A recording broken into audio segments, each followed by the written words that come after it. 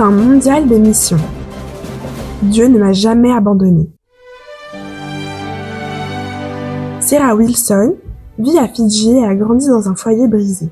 Dès son plus jeune âge, elle a dû se débrouiller seule.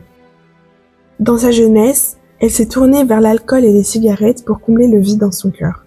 La vie semblait être une bataille. Elle a commencé à se conscientiser lorsqu'elle a été agressée alors qu'elle était en état d'ébriété, mais cela ne l'a pas arrêtée pour autant. Au fil du temps, Sarah est allée étudier le management à l'université adventiste de Fulton et c'est là que sa vie a été transformée. Elle ne s'intéressait pas à la Bible, elle voulait juste étudier le monde des affaires. Cependant, Dieu ne nous abandonne jamais. C'est alors que Sarah a eu un accident de voiture qui la laissa hospitalisée, déprimée et culpabilisée. Mais dans cette obscurité, une voix s'est fait entendre. Tout va bien se passer. C'était le Saint-Esprit.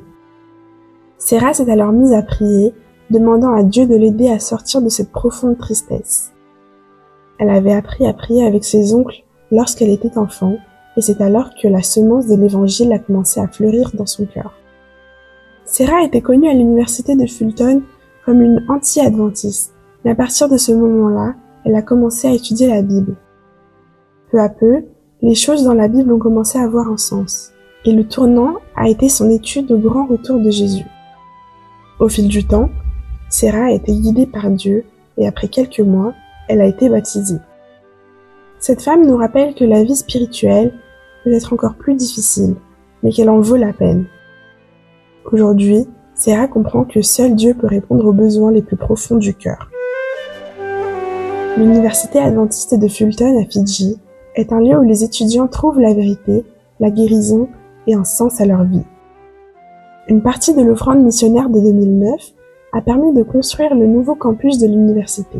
Nous vous en remercions. Ce trimestre, nos offrandes soutiendront des projets de santé infantile dans les îles Salomon et au Vanuatu. Soyons généreux.